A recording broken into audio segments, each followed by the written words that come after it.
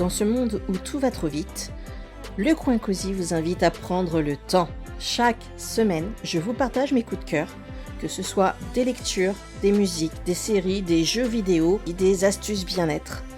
Mon objectif, vous offrir un moment de détente, une bulle d'oxygène pour vous ressourcer. Salut tout le monde et bienvenue dans ce nouvel épisode du Coin Cosy. C'est Céline et on se retrouve dans un monde plutôt assez sympathique. Oh, le beau médiéval. Aujourd'hui, je vous invite à voyager avec moi dans un monde captivant, celui du Moyen-Âge. Installez-vous confortablement, préparez-vous une bonne chope de cidre ou votre boisson préférée et plongeons ensemble dans cet univers médiéval plein de mystères et d'aventures. Je vais vous partager des anecdotes, des récits fascinants et bien sûr, quelques recommandations de films, de livres, de jeux vidéo et de dessins animés potentiellement qui vont vous transporter dans cette époque incroyable. On va d'abord commencer par des livres. Et quand je dis livres, potentiellement ce sont des livres que vous avez peut-être pu voir puisqu'ils étaient également, pour certains, sortis en film. Je parle par exemple du Nom de la Rose. Le Nom de la Rose d'Umberto Eco, ce n'est pas qu'un simple polar médiéval. Eco, qui est un véritable érudit, s'est inspiré de manuscrits médiévaux authentiques pour recréer l'atmosphère monastique du XIVe siècle.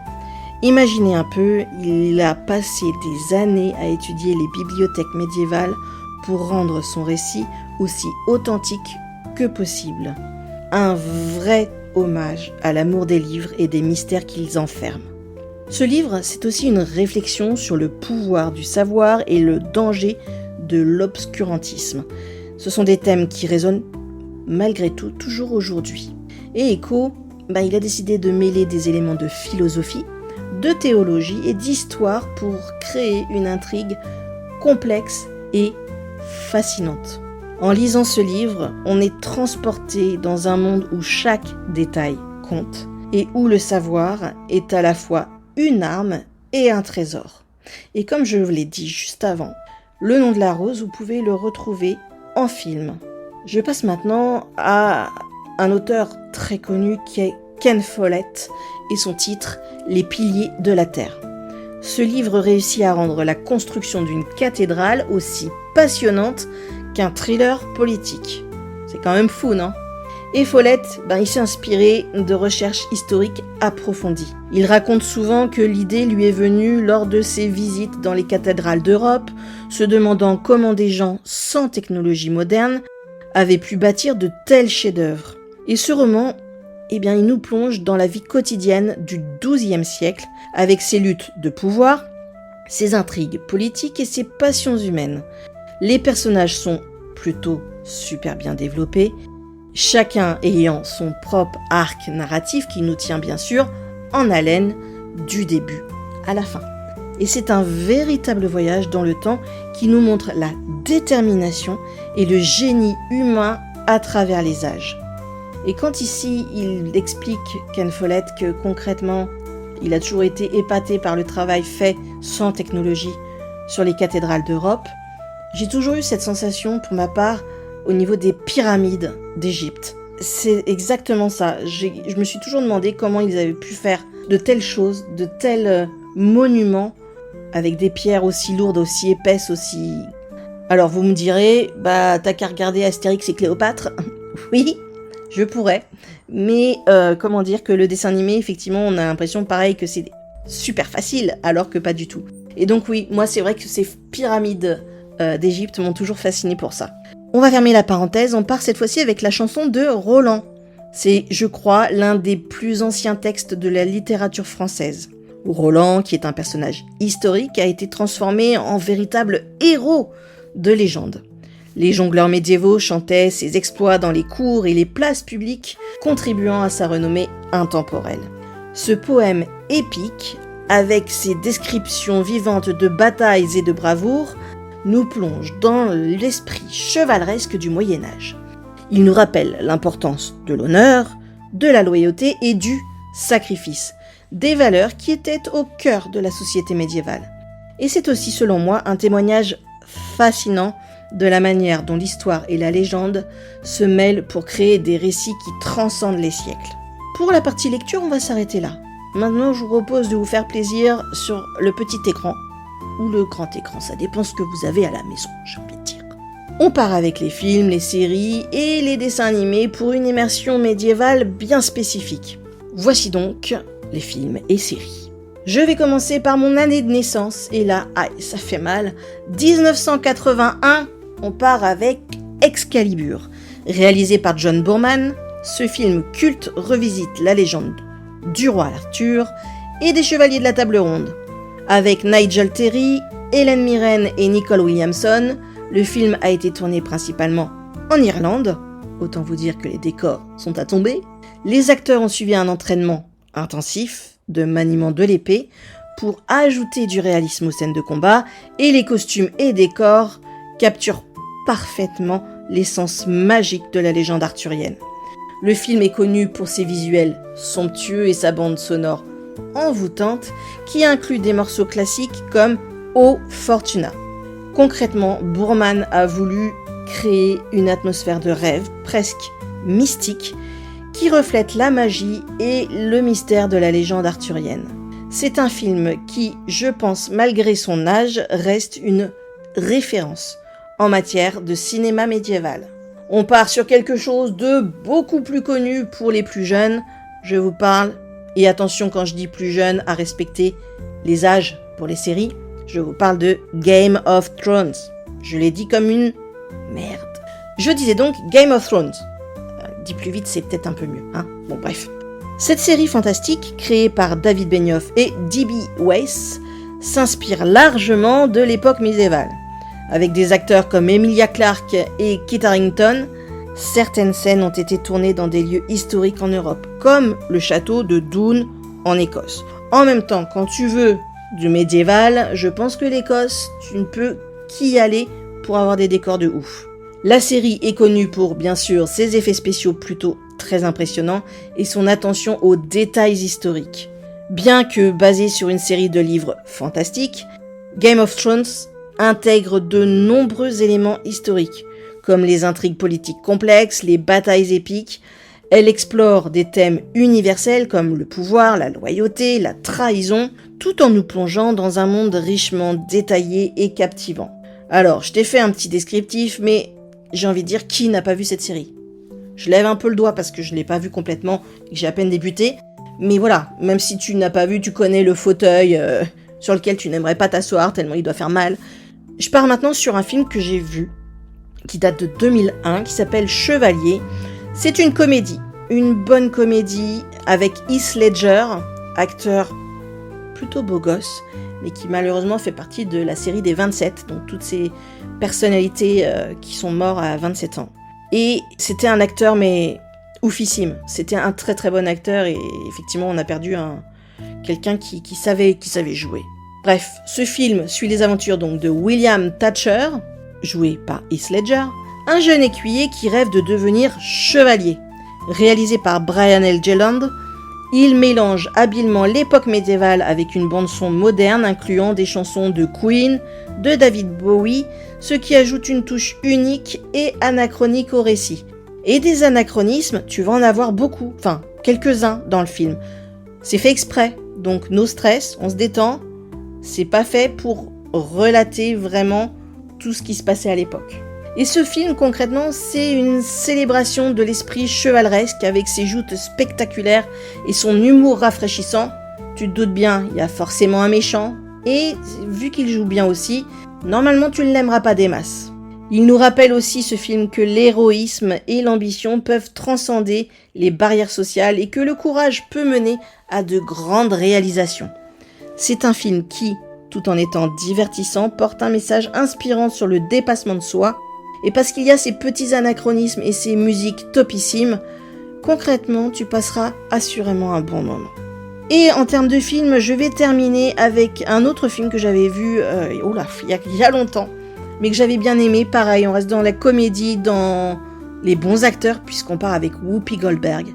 Et franchement, voilà, si t'as envie de te détendre sans réfléchir, sans rien, juste voilà, prendre ton popcorn, te poser dans le canapé et passer juste un bon moment, je te conseille de regarder A Night in Camelot. Ça date de 98, ça a été réalisé par Roger Young.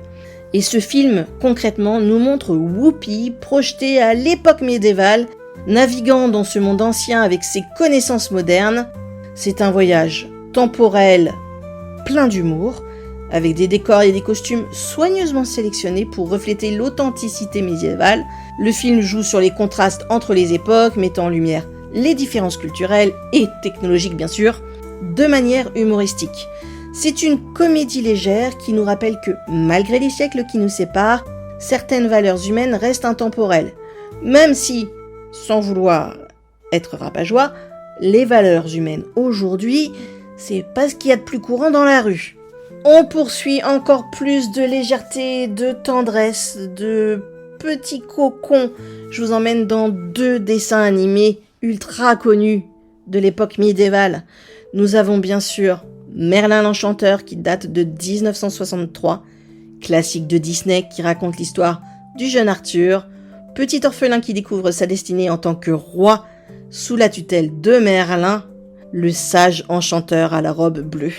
Ce dessin animé, concrètement, c'est une adaptation libre et surtout humoristique de la légende arthurienne, avec des personnages attachants, des séquences musicales comme Disney sait faire, juste inoubliables, et puis les scènes où Merlin transforme Arthur en différents animaux pour lui enseigner des leçons de vie sont particulièrement mémorables. Et ça illustre bien la philosophie de l'apprentissage par l'expérience. Et le deuxième, je reste forcément dans le Disney. C'est probablement l'un des Disney que je l'ai plus regardé quand j'étais gamine. Je parle des aventures de Robin des Bois. Sorti en 1973, c'est un autre titre de Disney. C'est un film d'animation qui raconte les exploits du légendaire Robin des Bois qui vole aux riches pour donner aux pauvres, sous des versions animales. Robin des Bois, beau renard qu'il est, accompagné du petit Jean, qui est un ours, sans parler bien sûr du serpent et de tous ces méchants qui vont essayer de faire du mal à la population. Bref, vous le savez, c'est du Disney. Ça finit bien, même si il y a des moments tristes. L'histoire se déroule bien sûr en Angleterre médiévale et c'est rempli d'humour et de personnages mémorables, comme attachants. Je vous parle pas de la bande-son où dès que vous le mettez en route, je chante et c'est là qu'il pleut, bien sûr.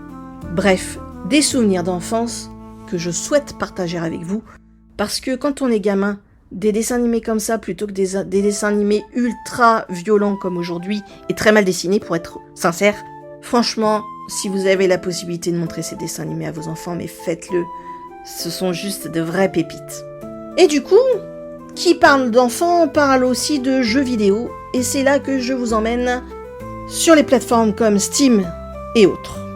Et là je vais vous parler pour commencer d'un RPG réaliste donc qui est disponible sur Steam, mais également sur PlayStation et Xbox. Je parle de Kingdom Come Deliverance. Attention, il est classé PEGI 18, donc interdit déconseillé au moins de 18 ans, et il vous plonge dans la bohème médiévale avec un réalisme historique juste incroyable. Les développeurs ont utilisé des scans 3D de véritables châteaux pour modéliser les environnements de jeu. Ce jeu se distingue bien sûr par son souci du détail et sa fidélité historique. Vous incarnez un jeune forgeron qui se retrouve au cœur d'une guerre civile et vous devez naviguer dans un monde où chaque décision compte. Le jeu offre une expérience plutôt très immersive, avec des combats réalistes et une intrigue captivante. On passe maintenant à Mount & Blade 2 Bannerlord. Là on est sur un PEGI 16, donc déconseillé aux moins de 16 ans, toujours disponible sur Steam. C'est un jeu de stratégie et d'action où chaque bataille est unique. Les développeurs ont passé des années à perfectionner l'intelligence artificielle des personnages pour rendre les batailles aussi réalistes que possible. Ce jeu vous permet de vivre la vie d'un seigneur médiéval avec des batailles massives et des sièges de châteaux. Vous pouvez construire votre armée, forger des alliances, conquérir des terres dans un monde ouvert, ultra dynamique. Et c'est une expérience stratégique profonde qui vous plonge dans l'univers médiéval. On poursuit cette fois-ci avec Crusader Kings 3, disponible sur Steam, mais pas que. Vous pouvez également le retrouver sur l'Xbox Game Pass. Et nous sommes sur un PEGI 16. Ce jeu de stratégie vous permet de gérer votre dynastie médiévale avec une profondeur incroyable. Les joueurs peuvent créer des histoires dynastiques totalement uniques, allant de l'expansion pacifique à la conquête brutale. Ce jeu est connu pour sa complexité et sa richesse narrative. Autant vous dire, il faut être un petit peu patient pour y arriver. Vous pouvez influencer le cours de l'histoire en gérant les relations familiales, les mariages, les guerres et les intrigues politiques. C'est une simulation de dynastie qui offre une liberté juste incroyable pour façonner votre propre histoire médiévale. Je poursuis cette fois-ci avec Tavern Master. C'est un jeu de simulation qui est disponible sur Steam. Là, on descend au niveau du PEGI, c'est à partir de 7 ans.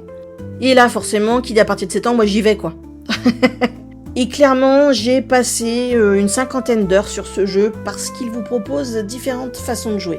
Alors, avant de vous expliquer cette façon-là, vous allez gérer votre propre taverne médiévale. Jusque-là, Tavern Master, on se doute bien qu'il y a un petit truc comme ça, quoi. Vous allez tenter d'attirer des clients et d'améliorer vos installations pour en attirer toujours plus et avec des personnes de niveau, moindre et des personnes qui se la pètent parce qu'ils sont pétés de thunes, pour faire simple. Donc le jeu va s'inspirer des tavernes historiques, recréer l'ambiance conviviale de l'époque. C'est un jeu qui est relaxant et stratégique, où vous devez équilibrer les finances, la déco, le service pour créer la taverne la plus populaire du royaume. Les graphismes sont plutôt assez sympas, la jouabilité est plutôt très addictive. C'est une expérience qui est plutôt assez amusante pour tous ceux qui rêvent de gérer leur propre établissement médiéval. Concrètement, ce jeu, j'y ai joué dans le salon. On pouvait me parler en même temps, je pouvais regarder la télé en même temps. C'est nos prises de tête, c'est ultra facile à utiliser. Et puis il y a différents niveaux. Comme je vous l'expliquais, il y a le niveau normal au départ. Donc vous devez le terminer pour avoir accès aux autres choses. C'est-à-dire que niveau normal, donc comme je vous l'ai dit, vous devez faire toute votre taverne et puis la mettre en valeur pour que les gens aient envie d'y venir, etc. Qui dit taverne dit des choses à débloquer, donc vous allez débloquer de la déco, vous allez débloquer des recettes puisque cette taverne a une partie resto. Vous allez devoir débloquer également des jeux pour que les gens puissent faire du tir de fléchettes, etc. Vous allez débloquer des étages puisqu'au fur et à mesure vous allez pouvoir monter des étages et à la fin un sous-sol. Et puis vous allez avoir une partie aussi hôtel au fur et à mesure que vous évoluerez dans le jeu. C'est super sympa. Vous pouvez accélérer pour que vous soyez pas dans un timing à attendre que le temps passe parce que ça se passe à la journée. Et concrètement, moi, ce jeu est arrivé entre mes mains à un moment de ma vie où j'ai ma santé qui flanche. Donc je pouvais plus travailler sur ordinateur. Là, j'avais juste, t'as juste à te servir de ta souris concrètement pour ce jeu-là. Et quand je dis te servir de ta souris, t'es pas en train de faire des raids à taper ta souris qui a envie de se suicider tellement tu lui fais mal, quoi. C'est juste, des petits clics à gauche, des petits clics à droite. Et il faut savoir que Tavern Master, tu peux y jouer aussi bien sur Windows que sous Mac. Et sous Mac, la seule chose qu'il faut savoir, c'est qu'il y a un petit bug, et ça arrive. Et que ce petit bug, il faut que tu ailles dans tes paramètres au niveau de ton pad, et que tu décoches et que tu recoches une option pour qu'il le prenne en compte une fois que ton jeu est lancé. Bref, ça c'est juste une petite histoire. Si jamais tu prends ce jeu et que tu galères sous Mac, parce que ta souris, tu te rends compte qu'il faut double-cliquer, alors que normalement un clic suffit à agir, n'hésite pas à revenir vers moi, je te dirai exactement ce qu'il en est. Voilà, donc concrètement, ce petit jeu, moi, il est arrivé au bon moment dans ma vie, et il m'a fait beaucoup de bien. Donc si t'as envie d'un moment sympa, la musique, tu peux l'avoir, c'est de la musique médiévale. C'est sympa, par contre, si tu joues presque 50 heures, alors pas à la suite bien sûr, mais au fur et à mesure, peut-être qu'à un moment donné, vu que les titres sont très vite de retour, la playlist est plutôt assez courte, tu peux la couper. Mais j'avoue que pour te mettre dans l'ambiance au début, c'est plutôt pas mal. Et pour finir en termes de jeux vidéo, je ne pouvais pas parler d'époque médiévale sans parler de la série que moi j'adore, qui est Assassin's Creed. Et en l'occurrence, Assassin's Creed, le premier du nom, disponible toujours sur Steam, Playbox. Oh bah oui, Playbox. Nous, on va tout refaire, on va recréer les consoles. Je garderai ce petit ratage, peut-être que je pense que tu vas te marrer. En même temps, si tu te marres, si je te fais plaisir, ça me va. Donc je disais que c'était le premier du nom qui était disponible sur Steam, PlayStation et Xbox. Le PEGI est à 18. J'ai envie de dire 16, ce serait largement suffisant. Et je dis bien largement. Je pense qu'à partir de 14, déjà, tu peux largement jouer là-dessus, quoi. Enfin, bref. Ça se déroule pendant la troisième croisade, vous plongez bien sûr dans une époque médiévale avec des villes comme Jérusalem et Damas qui sont à explorer, et c'est le début d'une saga qui mélange histoire et fiction de manière captivante. Le jeu a révolutionné le genre avec son système de parcours innovant et son monde ouvert richement détaillé. Vous incarnez un assassin dans une quête de rédemption et de justice, explorant un monde vivant où chaque choix a des conséquences. Je vous ai donné un synopsis très lambda, très classique. Après, en toute logique, qui ne connaît pas Assassin's Creed, j'ai envie de dire. Moi, c'est vraiment un jeu pareil qui me donne un plaisir monumental de par effectivement le fait de grimper partout, etc. Chose que je ne peux pas faire. Et quand tu as le Dexter en toi qui se réveille parce que tu en as marre, t'as passé une mauvaise journée ou quoi, et bah tu vas dézinguer du méchant quoi. T'y vas, tu prends tes petites armes et bam bam bam, tu leur défonces la tête. Je suis désolée, ça peut paraître un petit peu serial killer, mais si je suis quelqu'un de très gentil dans la vie, je t'assure que déglinguer du méchant de temps en temps, ça fait de bien. Voilà, je ne dis que ça. Sinon, Assassin's Creed, bien sûr, tu connais, très certainement. Moi, mes préférés, ce sont les premiers. Après, le Assassin's Creed Unity, qui se passe à Paris aussi. Les tout derniers, ils sont magnifiques, mais j'accroche moins.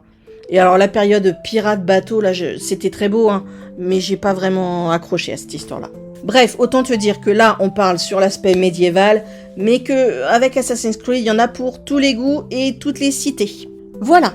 Donc, pour tout ce qui est culturel, je viens de t'en parler. Maintenant, je pensais te faire une petite aparté sur les festivals médiévaux et villages en France. Donc, en gros, pour ceux qui souhaitent vivre l'expérience médiévale en personne, sans passer par un écran ou un livre, eh bien, la France offre de nombreux festivals et villages qui vont vous plonger dans cette atmosphère de l'époque. On ne peut pas parler de festivals médiévaux sans parler des médiévals de Provins. Provins se trouve en Seine-et-Marne et clairement c'est le festival qui selon moi est le plus célèbre de France et qui se déroule chaque année en juin dans la ville de Provins qui est quand même classée au patrimoine mondial de l'UNESCO. Vous pouvez y voir des spectacles de chevalerie, des reconstitutions historiques et profiter d'un marché médiéval animé. Concrètement, Provins est une ville qui, à elle seule, est une véritable immersion dans le Moyen-Âge avec ses remparts, ses tours et son ambiance unique. Pendant le festival, la ville se transforme en un théâtre vivant où jongleurs, troubadours et artisans partagent leur passion pour cette époque fascinante. Provins, c'est un petit peu ce Puy du Fou, à l'époque où il n'était pas le premier parc d'attractions mondial, mais bien ce petit village où toutes les personnes y vivant donnaient de sa personne pour pouvoir faire découvrir et grandir au fur et à mesure et en faire le parc qu'il est aujourd'hui. Et justement, après vous avoir parlé de Provins, je pars bien sûr sur le Puy du Fou. Lui est situé en Vendée, c'est un parc à thème qui est connu pour ses spectacles époustouflants qui recréent des scènes historiques, y compris celles du Moyen-Âge. Initialement, au tout début, moi quand j'étais adolescente, on n'était vraiment que dans le Moyen-Âge. Aujourd'hui, effectivement, ils font un peu de tout. Et les cinécénies et les villages thématiques vous plongent dans un voyage à travers le temps. Le Puy du Fou, c'est pas seulement un parc d'attractions. C'est une expérience sensorielle où chaque spectacle est une fresque vivante de l'histoire. Les visiteurs peuvent assister à des tournois de chevaliers, des batailles navales et même des spectacles nocturnes qui illuminent le ciel d'une époque révolue. Pour ma part, j'avais été au Ciné-Cénie parce que c'était avec mes parents à l'époque. Et le soir, toutes ces lumières, tout ce spectacle, toutes ces personnes en fait, tous ces figurants qui étaient là, c'était fait au millimètre et c'était juste génial. Et pourtant, à l'époque, il n'y avait pas encore de gros moyens. C'était vraiment loin d'être ce que c'est aujourd'hui. Donc, si vous avez l'occasion, le Puy du Fou, si vous aimez tout ça, mais foncez, faites-vous plaisir, c'est vraiment à voir. Et j'enchaîne cette fois-ci avec les fêtes médiévales de Bayeux. Chaque été, la ville de Bayeux accueille un festival médiéval avec des défilés, des marchés et des animations qui célèbrent son riche patrimoine historique. Bayeux, je pense que vous connaissez, c'est en Normandie, et cette ville est célèbre pour sa tapisserie. Elle offre un cadre parfait pour revivre les temps anciens, les rues pavées s'animent avec des artisans en costume, des musiciens jouant des instruments d'époque et des démonstrations de métiers anciens. C'est une occasion unique de découvrir la vie quotidienne au Moyen-Âge avec ses saveurs, ses sons et ses couleurs. Et pour avoir été à Bayeux quand j'étais plus jeune, là j'étais vraiment jeune, je devais avoir 11-12 ans, j'étais partie à Bayeux avec mon collège à l'époque, parce que j'avais une correspondante anglaise qui était là, et il nous avait emmenés voir les tapisseries de Bayeux, et effectivement ce sont des tapisseries comme à l'époque, ces fameuses tapisseries qui ornent les murs des châteaux. À l'occasion, pareil, faites-vous plaisir, allez y voir. On va poursuivre maintenant avec les villages et les villes médiévales. J'ai envie de vous parler de Carcassonne. Carcassonne. Cette cité fortifiée est l'une des plus impressionnantes de France. Avec ses remparts, son château qui semble tout droit sorti du Moyen-Âge. Une visite dans cette ville, ici, c'est une immersion totale dans l'histoire. Carcassonne, c'est un peu un chef-d'œuvre d'architecture médiévale, avec ses tours qui sont impressionnantes, ses remparts qui sont imposants. En vous promenant dans ces ruelles, vous pouvez presque entendre le bruit des sabots de chevaux et les voix des marchands du passé. C'est un lieu où l'histoire prend vie, offrant des panoramas à vous couper le souffle et une atmosphère juste unique. On part ensuite avec Rocamadour. Nichée sur une falaise, c'est une ville qui est célèbre pour son sanctuaire et ses ruelles plutôt pittoresques. C'est un lieu de pèlerinage depuis des siècles, offrant une vue spectaculaire sur la vallée. Rocamadour, c'est un joyau suspendu entre ciel et terre, où chaque pierre raconte une histoire. Les pèlerins et les visiteurs peuvent explorer ces églises et ces chapelles, découvrir ces légendes et profiter de la beauté naturelle environnante. C'est un endroit qui inspire la paix et la réflexion, tout en offrant un aperçu fascinant de la spiritualité médiévale. On ne peut pas parler de médiéval sans parler de Sarlat-la-Canéda. C'est situé en Dordogne et Sarlat est clairement réputé pour son architecture médiévale bien préservée. Flâner dans ces rues étroites vous donne vraiment l'impression de voyager dans le temps. Sarlat, c'est un peu un labyrinthe de petites ruelles pavées, de maisons en pierre dorée et de places animées. La ville est célèbre pour ses marchés qui sont colorés et vous pouvez bien sûr déguster des spécialités locales comme le foie gras et les truffes. C'est un lieu où l'histoire et la gastronomie se rencontrent, vous offrant donc une expérience sensorielle inoubliable. On poursuit avec Conques, qui est un village, j'ai envie de dire un petit trésor médiéval, avec son abbatiale Sainte-Foy et ses maisons à colombages. J'adore les colombages. Alors vous allez me dire, va en Alsace. Oui, je sais, j'y étais quand j'étais plus jeune aussi. Toujours, non, c'était avec mon école primaire cette fois-ci. Nous, on n'allait pas en colonie de vacances, on n'allait pas en classe de neige. On avait été en Alsace pour voir Colmar, Strasbourg et j'en passe. Donc Conques, c'est une étape sur le chemin de Saint-Jacques-de-Compostelle, ce qui ajoute un peu à son charme intemporel. Conques est un lieu de pèlerinage et de contemplation où l'art roman atteint son apogée. Les visiteurs peuvent admirer les vitraux modernes de Pierre Soulages, se perdre dans les ruelles sinueuses et découvrir le patrimoine vivant de ce village exceptionnel. En gros, c'est un endroit qui invite à la découverte et à la méditation. C'est un véritable petit havre de paix dans un cadre naturel préservé.